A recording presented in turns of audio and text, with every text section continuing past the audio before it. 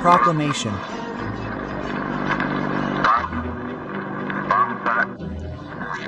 We the people of Indonesia hereby declare the independence of Indonesia.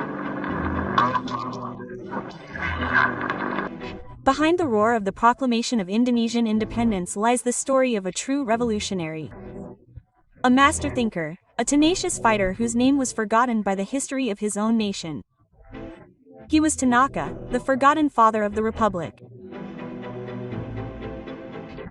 Long before Sukarno and Hadalantong called for independence, a son of Minangkabau had already proclaimed the idea of an Indonesian republic on the international stage.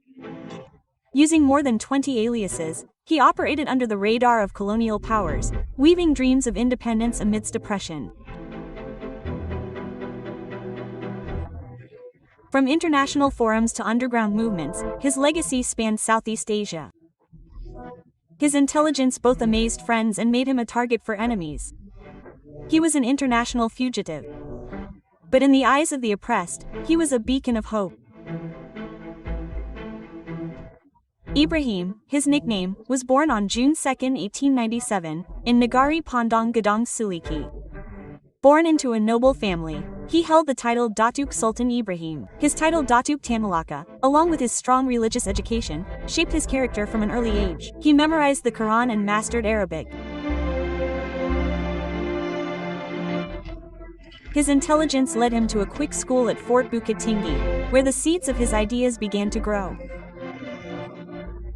His outstanding talent caught the attention of a Dutch teacher named Horensma, who later helped realize his dream of studying in the Netherlands. In the Netherlands, he studied philosophy, economics, and social sciences, amidst the wave of socialist and communist ideologies that were rife in Europe. Especially after the Bolshevik Revolution, his thoughts began to penetrate. He read the works of Marx, Engels, and Lenin. There, he met figures from the Indonesian movement and international communist figures who would later influence his life.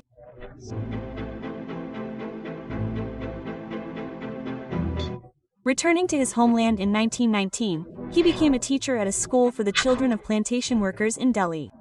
Witnessing firsthand the oppression and misery of the workers, his heart was further moved to fight for justice and independence.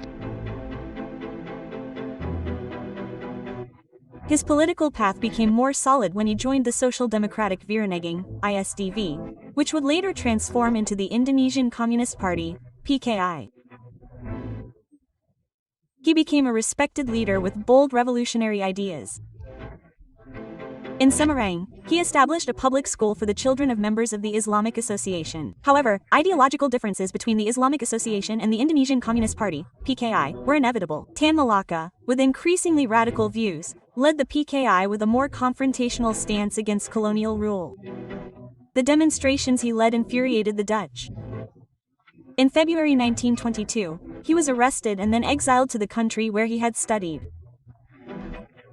After 20 years in exile, wandering from one country to another, using dozens of aliases to evade colonial intelligence, he became an international communist agent, spreading revolutionary ideas in Southeast Asia.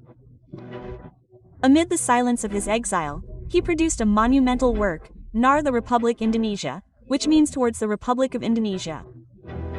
In 1924, the phrase Republik Indonesia, Republic of Indonesia, was written for the first time and disseminated, long before independence itself was achieved. This book ignited the enthusiasm of Indonesian youth to realize the nation's ideals. However, Tan Malaka had a different view regarding struggle strategy. He disagreed with the PKI's planned rebellion in 1926, which he considered premature and unprepared. His prediction proved correct. The rebellion failed and cost many lives. In Bangkok in 1927, he founded the Indonesian Republican Party, Partai Republik Indonesia, or PARI, an organization aimed at achieving Indonesian independence through its own power. He then settled in Singapore for almost a decade, continuing to strategize the struggle behind the scenes. In 1942, when Japan occupied Southeast Asia, Tan Malaka saw a new opportunity. He decided to return to Indonesia secretly, infiltrating through various secret channels. In Jakarta, disguised as a social service employee, he completed his masterpiece, materialism, dialectics, and logic, or Madilog, an attempt to transform the Indonesian mentality from dependency and mysticism to rational and independent thinking. He then worked in a coal mine in Bea, South Banten, under the pseudonym Ilyas Hassan. He witnessed firsthand the suffering of the Romusha, and did his utmost to alleviate their burden. In Bea, he also met with visiting Sukarno and Hatta.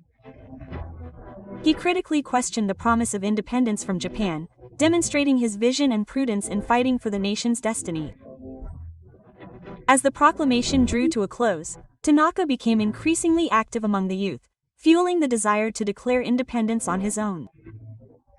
After the proclamation, he toured Java, galvanizing the people to defend their newly achieved independence. He harshly criticized the country's leaders, whom he considered too accommodating to colonial interests. His true identity was eventually revealed. Sukarno even held a secret meeting with him, a meeting that reportedly resulted in a political testament crucial for the continued struggle. Tan Malaka declined the offer of a seat in government, choosing to continue fighting from the rear. Together with General Sudirman, he formed the Struggle Union, a united front of forces opposed to the government's diplomatic path. His critical stance and growing organizational strength were considered a threat. In March 1946, he was arrested without due process. After his release in September 1948, he resumed his activities and founded the Merba Party, or People's Consultative Party. When the Second Dutch military aggression broke out, Tan Malaka resumed guerrilla warfare alongside General Sudirman, demonstrating his unwavering commitment to independence. In Kediri, East Java, he continued to call for resistance and reject any agreements that would harm Indonesian sovereignty. However, his critical stance against the local military leadership ultimately made him a target for the Republic's own army. On February 19, 1949, in a place called Selipung, East Java, Tan Malaka and his troops encountered a Republican army squad.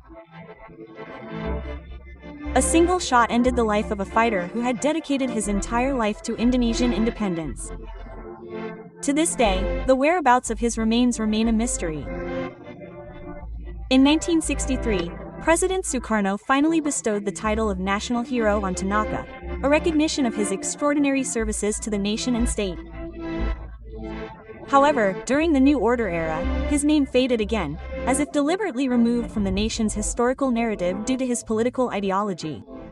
Despite this, his thoughts live on and inspire subsequent generations. Many recognize the steadfastness of his principles and vision for a sovereign and independent Indonesia. Even the once famous figure Hamka acknowledged Tanaka's commitment to Islamic values. From the grave, my voice will be louder than on earth. Tan Malaka's words seem to come true. His stories and thoughts continue to resonate. Reminds us of the importance of courage, steadfast principles, and true love of our country. Tanaka, the forgotten father of the Republic, is now back in the collective memory of the Indonesian people.